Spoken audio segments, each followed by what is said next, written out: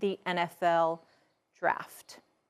Okay, RC, I will start with you. Your reaction. Yeah, I think this has to be done by the NFL. When you look at just all of the prank calls, but now a coach's son is calling an NFL hopeful or NFL draftee on the most important day of his life, and that is with the intention of being mean. That is with the intention of it having a negative effect. When you are in charge of this sort of sensitive information, it is your job to keep it confidential.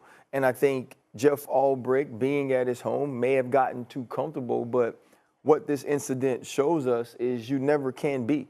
You never can be in a situation where you have this sort of information and you don't protect it with your life, because this is not only your career, but this also affects many other people.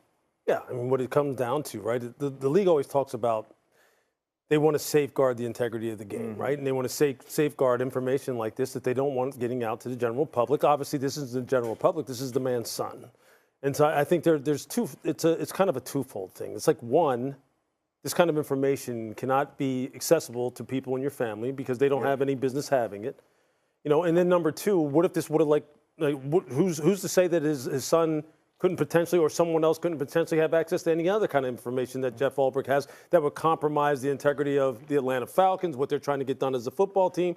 I mean, there's a lot of different layers to this. So I think what they're trying to say is, hey, look, you better be more careful now going forward. Coaches, you better be more careful, especially if, you know, you have some sensitive information like that laying around your house. What would be interesting is to hear the conversation that he had with his son about this. Because this is a 21-year-old young man who did this. This isn't some 14, 15-year-old. Yeah, it's a disaster with the kid, 100% right. Oh, why the Falcons getting the $250,000 fine? I mean, Ulbrich had the number. The Falcons are not supposed to give it to Ulbrich? Of course he has to have the number. He's a defensive coordinator.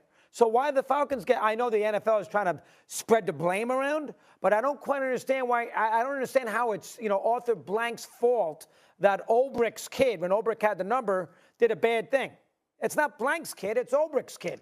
And Ulbrich works at the Falcons. He got the number at home. He took it, so we got to blame Atlanta? Well, I don't quite understand why they get the $250,000 fine myself. The only interesting thing about that to me is this. When you say, like, Ulbrich works for the Atlanta Falcons, he has to have the number. Shedeur Sanders is a quarterback. Jeff Ulbrich is a defensive coordinator. Why does he need to have the number? What did he need to have the number for in that particular But he obviously did because the kid stole it from Ulbrich. And then also, too, you find the Atlanta Falcons so you can put some sort of accountability on the organization. Right. Because, as you know, it's one thing to have to regulate yourself, but when we have people to answer to now, that pressure that is being put on them, it also trickles down to you. So I think that's a part of the NFL also saying that, yes, this time it was Jax Ulbrich, right? What happens the next time? Or what happens if it takes another step where some of this information gets out and now one of these individuals is actually physically injured? And so I think it's more about making a point. We need all of you to be locked in. Well, y'all are absolutely right. I mean, the fact of the matter is you have to find an organization because you're connected to the individual. You employ the individual that this happened with. And so you're looking at the organization to let them know there's a level of culpability. That way you don't have to concern yourself with the enforcement. The organization itself will concern itself with the enforcement, and it trickles down from there.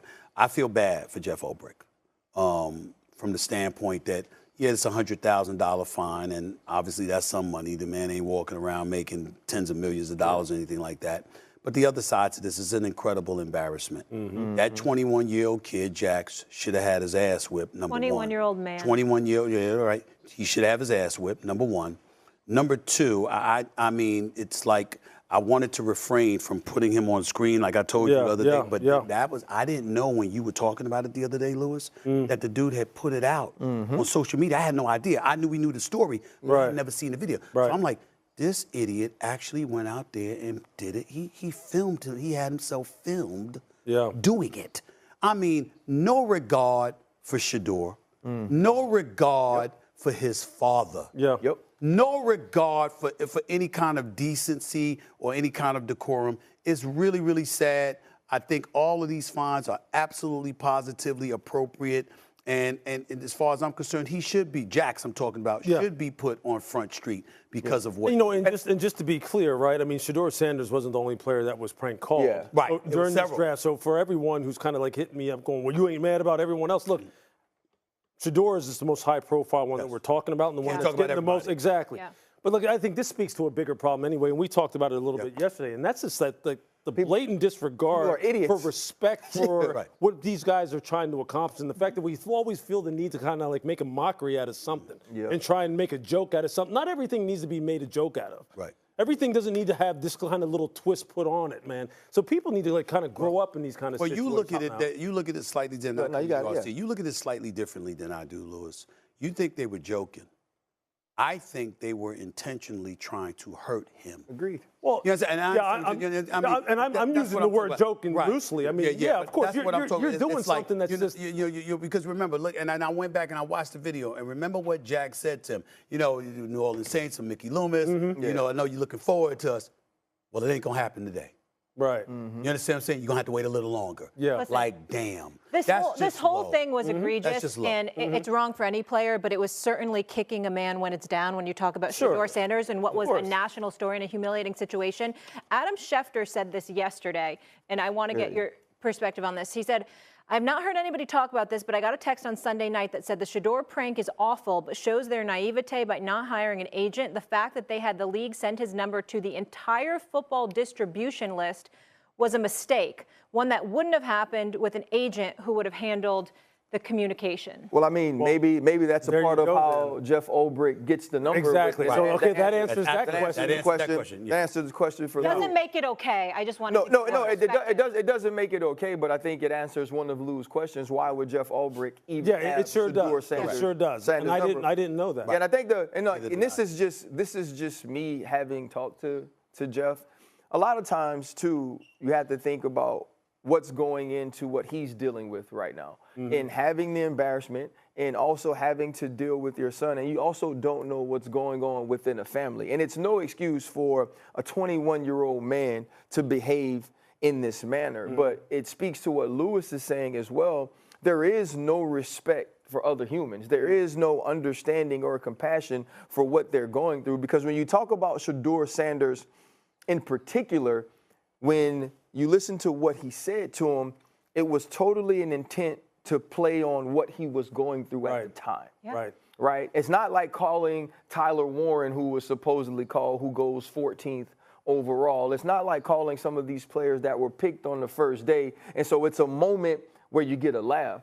This is a man who is obviously dealing with a ton. All of the cameras are on him. He's trying to have poise and composure through this, and you build him up to break him down. I think that's the part that's more. You know, I think there's a lot of people, RC, that kind of still look at sports, regardless of whether or not it's professional or not, as just a game, and it's not just a game at this level. These are people's livelihoods. People put a lot of physical and emotional investment into these, and that's not something to be toyed with and disrespected in that way. This is not Pop Warner. This is not fantasy football. This is real life. And athletes are human beings. That's Mad right. Dog, I want to get to you. Well, the one thing is, the NFL sent that number to every member of the Atlanta Falcons. On the distribution. Well, no. So that's a lot of people in that front office. That's 50 people. That's scouts, that's coordinators, that's head coaches, that's the GM, that's the assistant GM. No, so the NFL sent that many, that number all over the place. What they're saying is on the distribution list. So I would assume the teams can regulate who within the organization gets access to. Well, it's got to be 20, 30 people, well, right? I don't know if every area scout and every scouting assistant needs to have that number. I'm sure the team can determine who it is that gets these numbers within the organizations. Right. Clearly, coordinators probably get the numbers then. So I get that. I understand that. I don't want to depress you, Lewis, but we got a lot of ignorant 21-year-olds out here. For sure. And there's a whole bunch of them. What you don't normally see is one of them having complete disregard for their own parent. And that's why I keep bringing up. Xin chào tất cả các bạn đã quay trở lại.